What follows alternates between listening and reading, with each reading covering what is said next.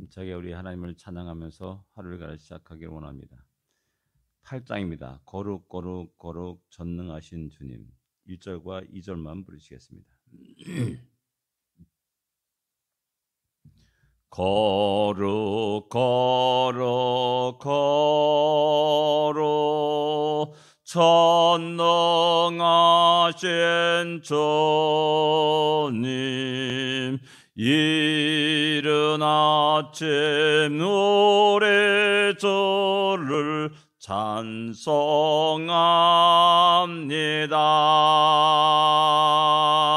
거룩 거룩 거룩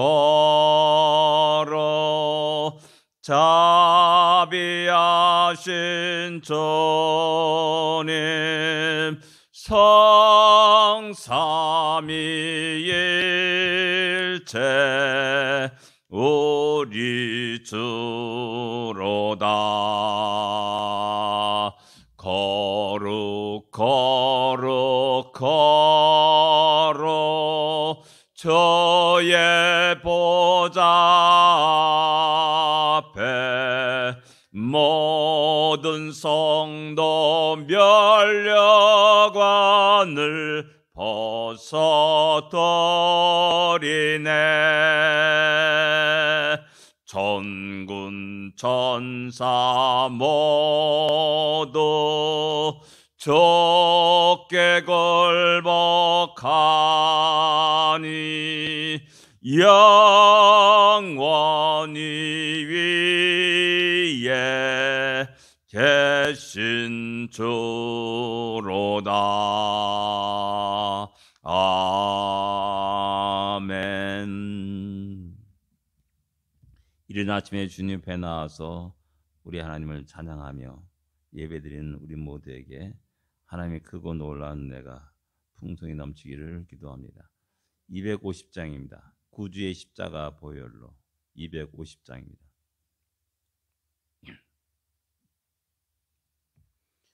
구주의 십자가 보혈로 죄 씻음 받기를 원하네. 내 죄를 씻으신 주 이름 찬송합시다. 찬송합시다. 찬송합시다. 내 죄를 씻으신 주 이름 찬송합시다. 죄악을 속하여 주신 주 내 속에 들어와 계시네. 십자가 앞에서 주 이름 찬송합시다. 찬송합시다. 찬송합시다. 내 죄를 씻으신 주 이름 찬송합시다. 주 앞에 흐르는 생명수 날 씻어 정하게 하시네. 내 기쁜 정성을 다하여 찬송합시다. 찬송합시다. 찬송합시다.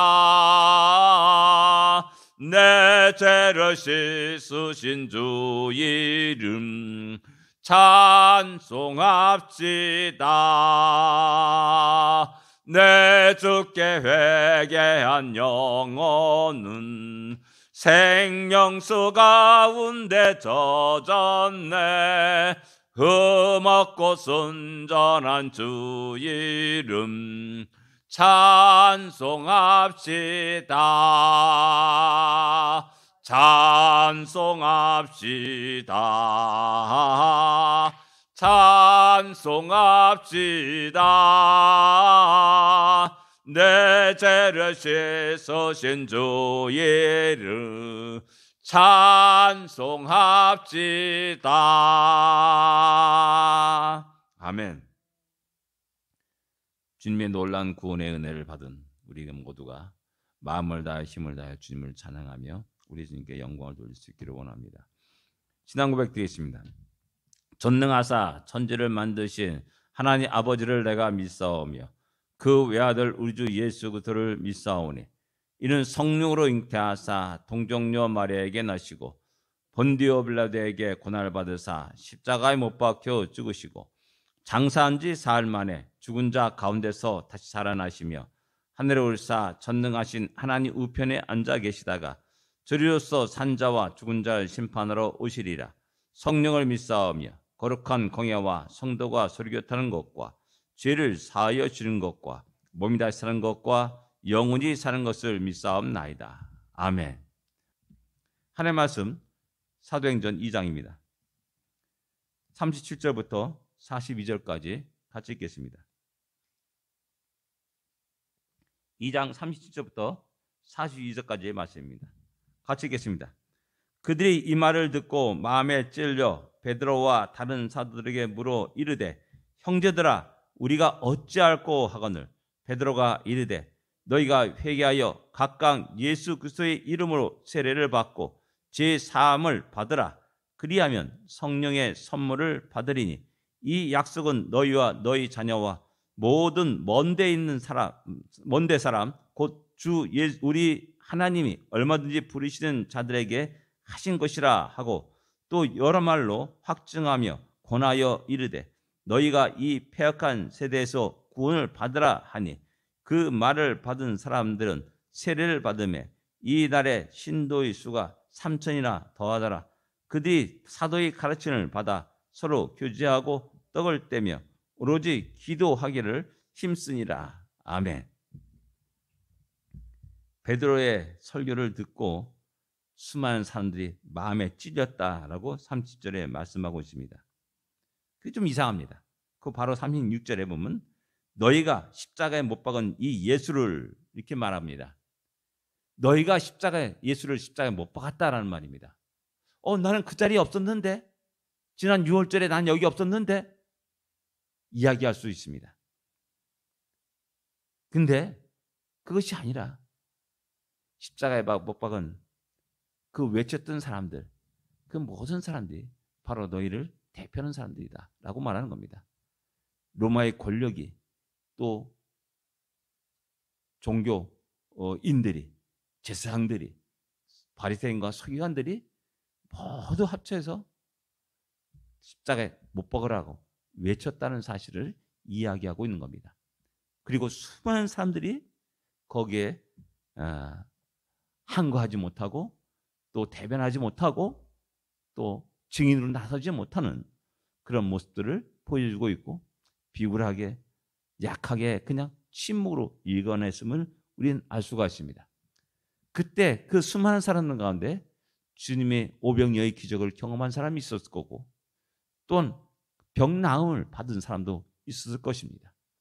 근데 그들은 나서지 못하고 조용히 침묵으로 읽어냈습니다. 우리의 신앙생활에 이 땅에서 살아가는 모든 것들이 바로 이러한 모습입니다. 비굴한 모습입니다. 또 어떤 때는 비겁한 모습으로 살아갈 때도 있습니다. 그런 나의 우리들의 그런 비굴함과 비겁함과 연약함들이 흔들리는 모습들이 결국 우리의 주님을 다시 십자가에 못 박는 그런 형태로 나타나고 있다는 사실을 우리는 기억해야 됩니다. 사도 베드로는 주님에게 그 사실을 이야기하는 겁니다. 너희가 그 예수를 십자가에 못 박아 죽였느니라 라고 말씀하는 겁니다. 그러나 하나님이 그를 부활시키시고 주와 그리스도로 되게 하셨다라고 말씀합니다. 바로 이분이 바로 우리가 그렇게 기다렸던 메시아심을 확증하셨다라는 사실입니다. 죽음에서 부활하신 주님, 바로 이분이 메시아다라는 사실을 확증하신 증거라는 것을 갖다가 분명하게 이야기합니다. 그 말을 듣고 마음에 찔렸다라고 말하는 겁니다. 나는 아무 죄도 없어. 라고 생각했는데 내가 너무나 큰 죄를 짓고 살아가는구나 라는 사실을 깨닫는 겁니다. 야, 내가 이 엄청난 죄를 범하였구나. 나의 메시아를 죽이라고 말했구나. 나의 신을 죽이라고 말했구나. 나의 창조주를 죽이라고 말했구나. 조롱했구나. 십자가 내려와라. 그럼 우리가 믿겠다. 막 조롱을 퍼붓지 않습니까? 침을 뱉기도 했습니다. 채찍을 때리기도 했습니다. 나의 메시아를 때리는 겁니다. 나의 메시아를 향하여서 침을 뱉은 겁니다. 나의 창조를 향하여서 마음껏 조롱을 퍼부은 것이라는 사실입니다. 우리가 일상생활 속에서 얼마나 그런 죄를 쉽게 범하는지를 다시 한번 우리는 돌아봐야 됩니다. 이들이 성경을 몰랐던 자입니까? 다 알았던 자들입니다. 성경을 달달달 외웠던 자들이었습니다. 늘 또한 절기 때면 예배를 드렸고 예루살렘에 모였고 또한 안식일마다 모여서 하나님께 예배를 드렸던 사람들이었습니다. 그런데 그들은 그 하나님을 능멸했고 하나님을 조롱했습니다. 하나님의 구원 계획을 무시했습니다. 이 엄청난 죄에 빠지면서 우리가 어찌할꼬 라고 탄식하는 겁니다. 그냥 우리가 어찌하면 좋겠습니다 라고 이렇게 말하는 건 아니라 우리가 그러면 어떻게 해야 되는가? 어떻게 해야 되는가? 라는 그런 탄식이 그들의 탄식이었다는 사실을 이야기하고 있는 겁니다. 찌임을 받았습니다.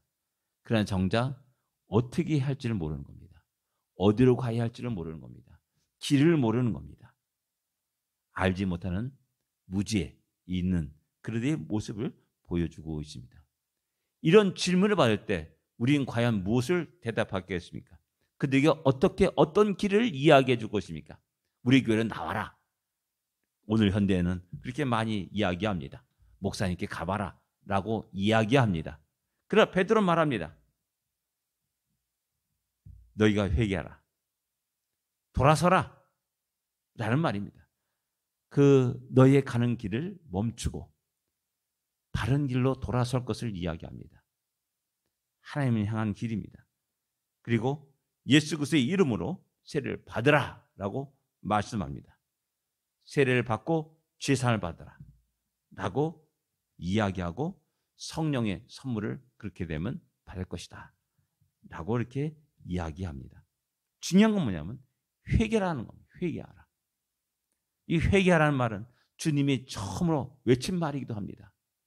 또 세례 요한이 처음으로 외친 말이기도 합니다.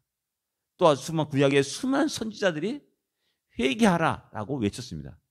돌아서라라고 말했습니다. 돌아오라라고 끝없이 하나님은 주의 종들을 통해서 선지자를 통해서 이스라엘 백성들에게 외쳤습니다. 동일하게 베드로도 역시 외칩니다.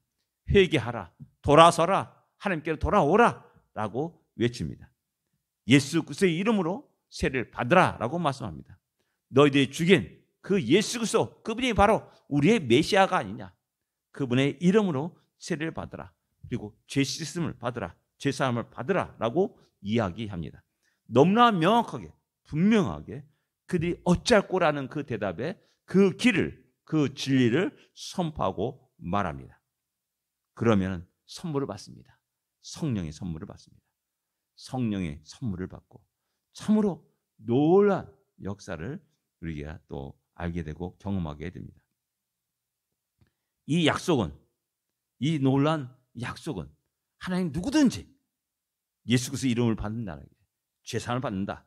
이 약속은 모든 너희 자녀와 모든 먼데 있는 자들, 곧 우리 하나님 얼마든지 부르시는 모든 자들에게 하신 것이다 라고 말씀하고 있습니다. 지금 현재 없지만은 먼 데 있는 자들, 그 자들에게도 동일한 약속이라는 겁니다. 그러니까 우리가 세례받고 죄사함을 받고 또 하나님의 성령의 선물을 받았다면 우리는 그들에게 가서 이 사실을 이야기해 줘야 되고 또 말해주고 증인의 삶을 살아야 된다는 사실입니다. 그래서 여러 말로 확정하면서 너희가 이 패역한 세대에서 구원을 받으라 라고 말합니다. 이 패역한 세대라고 말합니다. 얼마나 그들이 도덕적으로 윤리적으로 타락했기 때 이 패역한 세대라 말하냐는 겁니다. 우리는 착각하는 경우가 많습니다. 너무나 아름답고 너무나 착하고 순박하고 순진하고 도덕과 윤리적으로 전혀 문제가 없는 그런 시대의 사람들. 그들에게도 역시 마찬가지로 이 패역한 시대라고 말하는 겁니다. 왜? 그들은 하나님 알지 못해요. 하나님의 뜻을 모릅니다. 하나님의 구원을 모릅니다. 대적합니다. 하나님의 뜻을 대적합니다. 하나님의 구원 계획을 무시합니다. 바로 이 사실을 갖다가 패역한 세대라 말하고 있는 겁니다. 우리 아담의 선조 아담이 범죄한 이후부터 인류들은 그 패역한 길을 걸어간 겁니다. 사탄마귀의 포로가 되어서 죄의 포로가 되어서 그 길을 걸어간 겁니다. 그래서 얼마나 많은 철학자들이 얼마나 지식인들이 하나님을 조롱했고 또 하나님을 대적했는지를 너무나 많이 보여주고 있는 겁니다. 수많은 곳곳에 우상들이 널려 있습니다. 수많은 곳곳에 엉뚱한 곳에서 이상한 천을 늘어놓고 거기다 제사상을 놓고 기도하는 수많은 무리들이 있음을 우리는 너무나 잘 알고 있습니다. 그들이 윤리적으로 바른 사람도 있습니다. 진짜 똑똑한 사람도 있습니다. 참으로 지식적으로 위대한 사람도 있습니다. 그러나 그들 모두는 하나님을 알지 못합니다. 하나님을 대적하는 끝없는 일들을 해나가고 있습니다. 그 패역한 세대에서 구원을 받으라라고 말씀하고 있습니다. 우리가 그 패역한 세대 속에 살아가는 외로운 나그네 인생길을 살아가는 자들입니다. 하나님은 우리 주님은 이야기합니다. 너는 세상의 소금이다. 너는 세상의 빛이다 라고 말씀하십니다. 그렇게 우리를 놓으셨습니다. 세상에 놓으셨습니다. 그렇다면 우리가 이 세상 속에서 그 패역한 세대를 향하여서 외칠 수 있어야 되고 또 주의 복음을 분명하게 전할 수 있어야 됩니다. 그리고 그 패역한 세대에서 하나님의 백성을 구원하는 그 사명을 감당해야 됩니다. 그래서 이 말을 듣고 세례받은 사람들이 수가 3천이나 더했다라고 말씀합니다. 놀라운 역사가 일어난 것입니다. 이것이 바로 예루살렘 교회가 또 이루어지게 되는 것이고 이들 가운데 또 오순절 수많은 곳곳으로 자기 고향으로 집으로 돌아간 사람들이 또 역시 마찬가지로 교회를 세우게 되는 것입니다. 그래서 주의 복음은 왕성하게 로마 제국과 너머에 왕성하게 퍼져나갔음을 우리는 쉽게 짐작할 수가 있습니다. 그리고 42절에 보면 그들이 사도의 가르침을 받아 서로 교제하고 떡을 떼며 오로지 기도하기를 힘쓰니라 라고 말씀합니다. 그들이 세례를 받았다 다 끝난 것이 아니었습니다. 그들은 계속해서 사도의 가르침을 받았다라고 말씀하고 있습니다. 그들이 성경을 모르는 자들이 아니었습니다. 누구보다 성경을 잘 알고 있는 자들이었습니다. 그런데 뭐냐? 그 성경이 누구를 말하고 있는지 모르는 겁니다. 너희가 성경을 해서 영생을 얻고자 성경을 상고하거니와 이 성경이 곧 나에 대해 증거하는 것이다라고 주님이 요한복음에 말씀하고 있지 않습니까? 그냥 거기서 이제 율법적인 관점 속에서 이걸 지켜야 된다, 저걸 하지 말아야 된다. 그것만 보는 겁니다. 근데 그 모든 것 속에서 예수 그리스도가 있다는 사실을 다시 가르치는 겁니다. 시편의 내용을 보면서 이것이 주님이 죽으심과 부활을 얘기하는 것이다. 이사야 53장이 무엇을 말하는 줄 아냐? 고난받는 종을 말하는 거다. 그 말씀처럼 그대로 죄인과 함께 죽음을 당했고 부자의 무덤에 갇혔고 이런 모든 것들을 다시 새롭게 이야기하고 말씀하게 되는 겁니다. 그래서 구약 성경이 진정 하나님이 우리에게 주신 노란 그 메시아에 대해서 예언한 말씀이구나라는 사실을 알게 되는 것이죠. 그래서 서로 가르침을 받고 교제합니다. 떡을 뗍니다. 그리고 기도에 힘쓰는 그런 모습을 보여주고 있습니다. 다시 이런 아름다운 초대교회의 모습이 우리 오늘 현재 우리 교회의 모습이 되어야 될 줄 압니다. 우리 교회가 더욱더 사도의 가르침을 받고 성경 말씀을 배우며 또 서로 교제하며 떡을 떼며 기도하며 또 나가서는 힘있게 증인의 삶을 살아가는 놀라운 역사가 일어나기를 기도합니다. 기도하겠습니다. 하나님 아버지, 은혜를 감사합니다. 베드로의 말을 듣고 수많은 무리들이 마음에 찔려 우리가 어찌할꼬 라고 탄식하며 질문하였듯이 우리 심령이 무뎌지지 않도록 인도하여 주십시고 늘 언제나 주님께 묻고 기도하며 주의 말씀과 또한 그 음성을 들으시는 자들이 되도록 인도하여 주십시오. 또한 그런 질문을 하는 자들을 향해서 우리가 바르게 주의 복음을 증거할 수 있도록 인도하여 주십시오.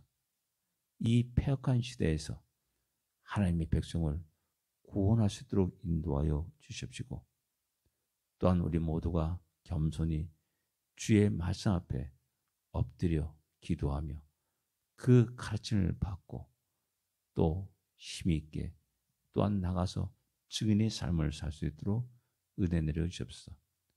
이 땅에 우리를 먼저 구원하여 주시고 이 땅에 우리 샬롬 장로교를 세우신 목적과 뜻이 바로 그것을 위한 것이라는 사실을 기억하여 우리가 또한 우리 샬롬 장로회가 그 하나님 뜻에 합당한 교회가 되게 하시고 성도가 되게 하여 주시옵소서. 이 하루를 복되게 하여 주시옵소서. 예수님으로 간절히 기도드립니다. 아멘. 하늘에 계신 우리 아버지여, 이름이 거룩히 여김을 받으시오며 나라의 마옵시며 뜻이 하늘에서 이루어진 것 같이 땅에서도 이루어지리이다. 오늘날 우리에게 일용할 양식을 주옵시고 우리가 우리에게 지른 자를 사하여 준 것 같이 우리 죄를 사하여 주옵시고 우리를 시험에 들지 말게 하옵시며 다만 악에서 구하옵소서. 그게 나라와 권세와 영광이 아버지께 영원히 싸움나이다. 아멘. 승리하십시오. 복된 하루가 되십시오.